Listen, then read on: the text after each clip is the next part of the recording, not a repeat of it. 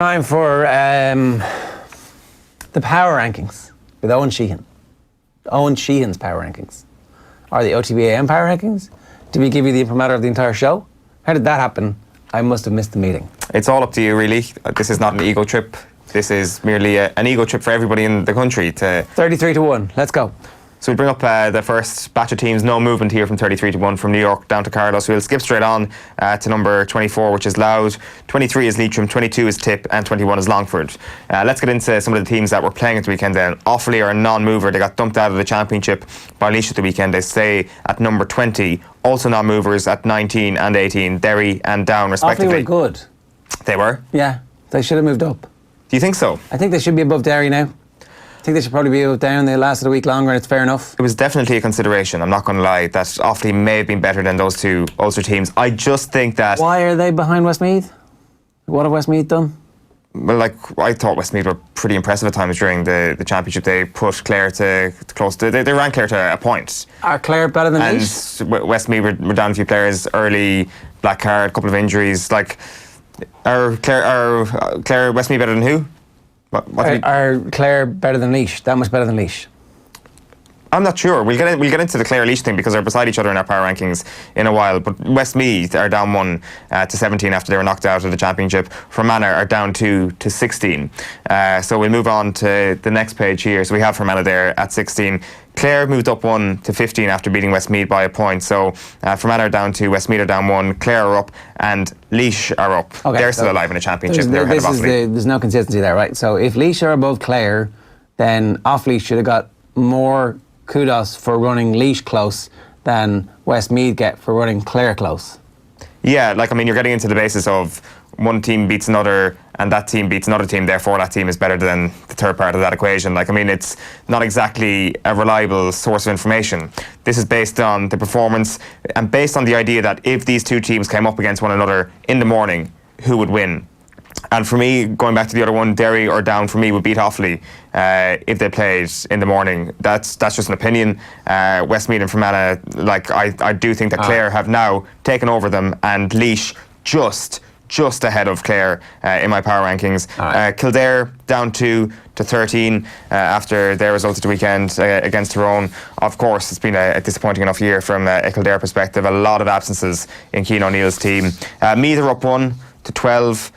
This is because of Kildare's reduction and because of their, I don't want to say removal down the power rankings, but they are down to 13. And I put Meath ahead of Kildare. I think if Kildare and Meath played in the morning, while Kildare scored more against Dublin, gauging things against performance against Dublin may not be a fully accurate thing.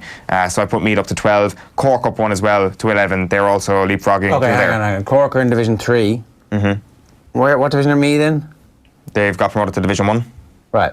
This is based, of course there's a recency bias to this. If there wasn't a recency bias to it and we're basing it as heavily on league form as we were in championship form, then Meath would be ahead of Cork. Come on, league form is hugely important all the way through. It's hugely important. It's important. So then Meath should be ahead of Cork. It's important, but it's not the only thing. You said it's hugely important. Meath should be ahead of Cork. I take back my hugely important. Okay. Can I change my words? Yeah, okay. It's Meath sort of important. Cork. Why? Because they've had a better season. They've had one defeat. Bollocks. They've had a much better season. I'm sorry, that is nonsense. Look at the performance last Sunday week. How can you say that Meath are a better team than Cork? How can you say that performance against Dublin deserves to put them ahead of Cork and put in that performance against Kerry? How far behind the Dubs were they at half-time? Was it a 3-point or 4-point game? Oh, come on. They had 35 minutes of football. They were as close as anybody's been after 35 minutes in the last 5 seasons. Well, I'll tell you this. How much were Cork down to Kerry by at one point in the first half? 7 points. You think Kerry are 2.5 years away from being competitive in All-Ireland?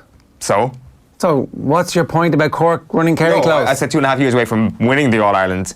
Being competitive in the All-Ireland is a different thing. Would they be competitive against Dublin in a match if it was played tomorrow? Yes, I think so. Am I putting them on the same level? Of course, if me put up the same performance as Cork did against Kerry, against Dublin, it'd be a hugely impressive result. Yeah, and then we could compare those things. Than Kerry. No, that's my point. But then you have these two different heavyweights. You're overweighting Cork's performance against Kerry. No, I'm not overweighting the performance. I'm putting up the fact that they scored 3-10 against Kerry. They scored 3-10 against Kerry. How much did Meath score against Dublin? Kerry's defence is useless. We've been banging on about it for 4 months. Do you think Meath would score 3-10 against Kerry? I mean, it depends what kind of game it was, but probably. Park Tolton. Let's see what happens at the end of the Super 8s if Meath make it that far. Would they kick 19 points worth of scores against Kerry? Yeah, I think they would. Right, interesting. Time will tell. Time will tell. Yes, it will. I think they would put up 15-16 against Kerry. And they might run them a bit closer. And they might run them a bit closer. They go, of course, I'm basing this on the most recent piece of evidence that we have. And the most recent piece of evidence that we have is that Cork were excellent in the Munster final. Meath were crap in the Leinster final. Can you not get that into your head? That is so simple. That is. This is like. I know you're just picking things up just to wind me up. I'm not. Come on, and keep going. to actually do a disservice to the public surface that is the power rankings. I'm just saying that there's inconsistency here the whole way through. But let's go. You should be a bit more appreciative of these. Monaghan are in at number 10, a non-mover. I'm keeping them there. I don't care what you say. Armagh a non-mover at 9, despite getting knocked out by Mayo. I just can't put Meath or Cork ahead of Monaghan or Armagh at this point. However, if Meath or Cork qualify for the Super 8s, I will have a rethink of that.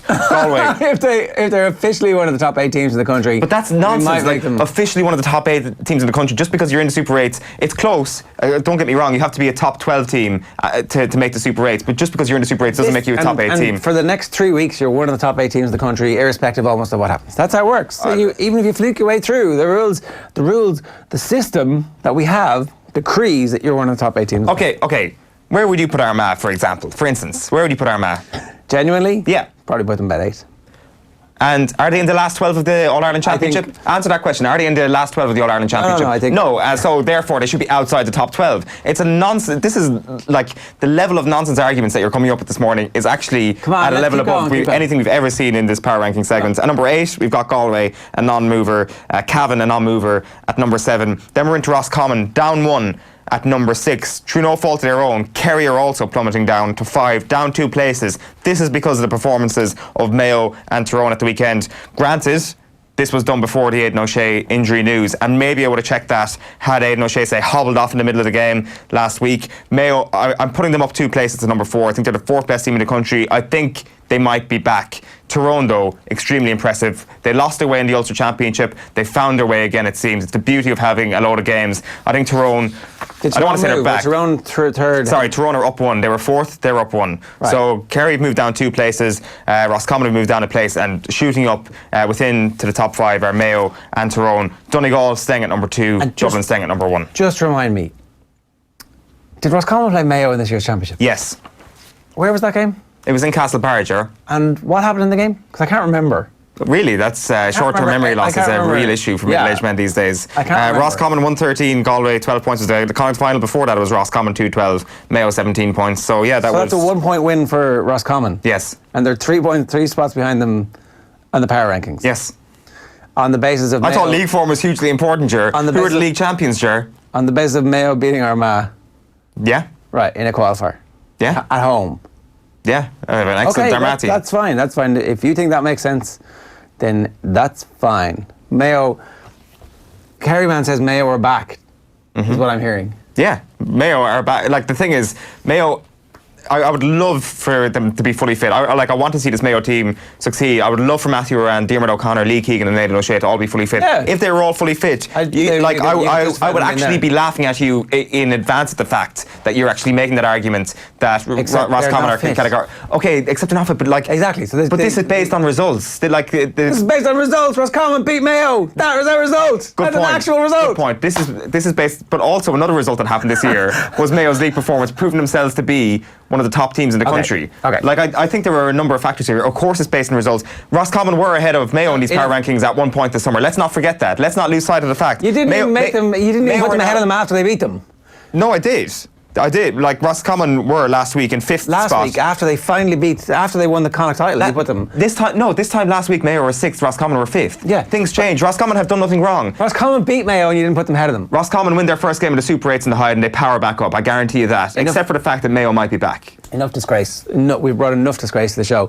Here's Paul McGinley chatting with John Duggan about bringing the Open to Lahinch. We'll get the sports news with Tom Malone after this.